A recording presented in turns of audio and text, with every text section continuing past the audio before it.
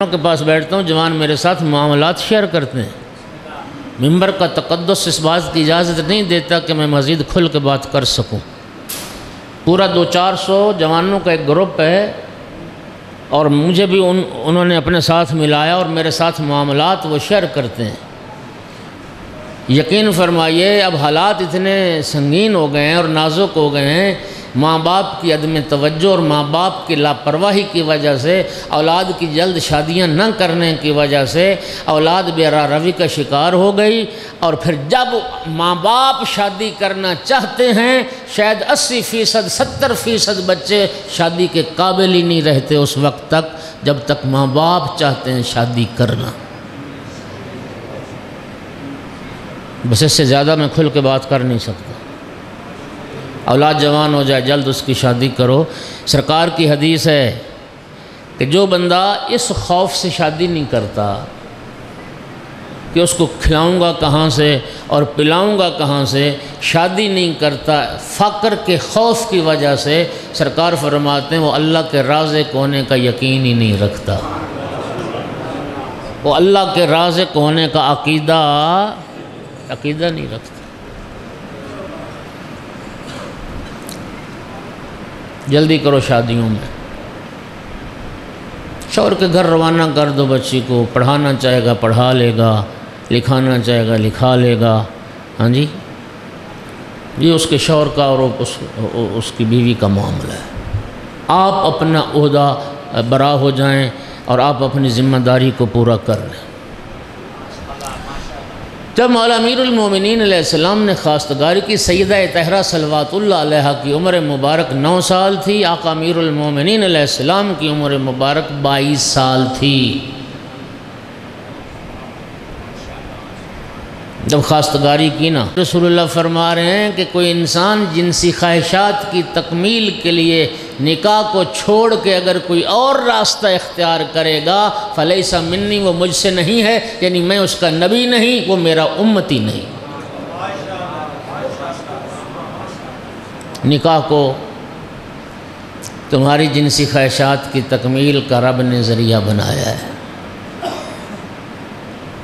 لیکن ہمارا تو بڑے عجیب حالات ہو گئے معاشرے کے، بڑی عجیب صورتحال، یقین کریں۔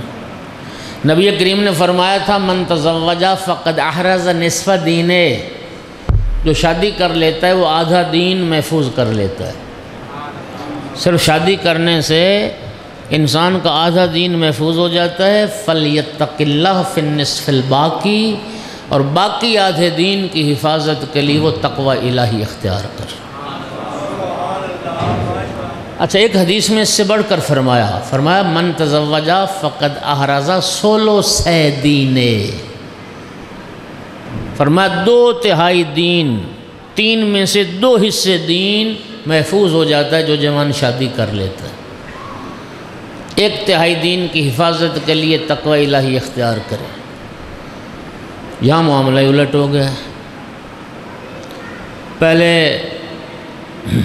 بچے کی تعلیم پہ وقت صرف ہوتا ہے، میٹرک کر گیا، پھر کالج کا زمانہ ہے، اس کے بعد پھر یونیورسٹی میں پڑھایا، اس کے بعد پھر کسی مضمون میں اسے اسپیشلسٹ بنایا، عمر پہنچ گئی 30-35 سال قریب۔ بچیوں کا معاملہ بھی اسی طرح، اور ویسے آج کل کے معاشرے میں ہمارے پاکستان میں جو ریشو ہے وہ بچیوں کے زیادہ پڑھنے کی، بچیاں زیادہ پڑھ رہی ہیں بچوں سے، جوان تو نالائق ہی ثابت ہو رہے ہیں، بچیاں پڑھ رہی ہیں۔ لیکن بچیوں کا بھی معاملہ یہی ہے، بیٹیاں تو جلد جوان ہوتی ہیں، پہلے سکول ہے، پھر کالج ہے، پھر یونیورسٹی ہے، اور عمر پہنچ جاتی 30 سال کو، اور پڑھائی میں لگے رہی 30 سال سے عمر زیادہ ہوگی، کوئی رشتہ مانگنے بھی نہیں آتی۔ یہ ہمارے معاشرے کے مسائل ہیں، میرا ساتھ دے رہے ہیں یا نہیں؟ گھبرا تو نہیں رہے؟ جو کم از کم جوان بیٹھے ہیں جن کے ابھی شادیاں نہیں، وہ میرا ساتھ دیں، میں تمہاری وکالت کر رہا ہوں، تمہارا مقدمہ لڑ رہا ہوں۔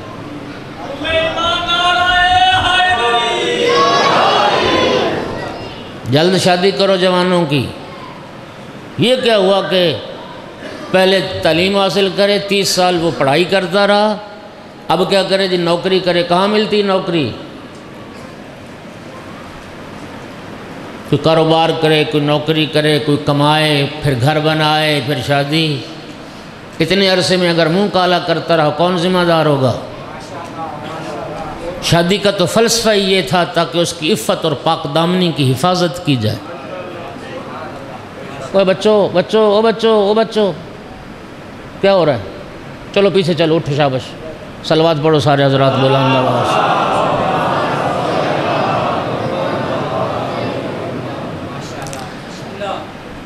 توجہ فرما رہے ہیں یا نہیں فرما رہے؟ ہم کہتے ہیں کہ پہلا پیسہ آئے، پہلے آسانیاں ہوں، پھر شادی ہو۔ اسلام اس کے برعکس کہتا ہے۔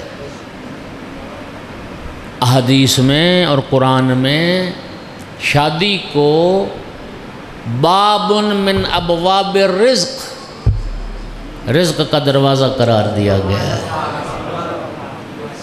یغنہم اللہ من فضلہ واللہ واسع علیم۔ اللہ قرآن میں فرماتا ہے شادی کرو، اللہ اپنے فضل سے تمہیں غنی کر دے گا۔ ماں باپ مت رکاوٹ بنے۔ اولاد کی شادی میں اگر اولاد گناہ کرے گی تو ماں باپ ذمہ دار ہوں گے۔ پچھلے سال میں نے شاید آپ کو یہ حدیث سنائی، پھر سنو۔ قیامت کا جب دن آئے گا، اعمال نامے تقسیم ہوں گے، نیکوکاروں کے دائیں ہاتھ میں، بدکاروں کے بائیں ہاتھ میں۔ خدا کرے۔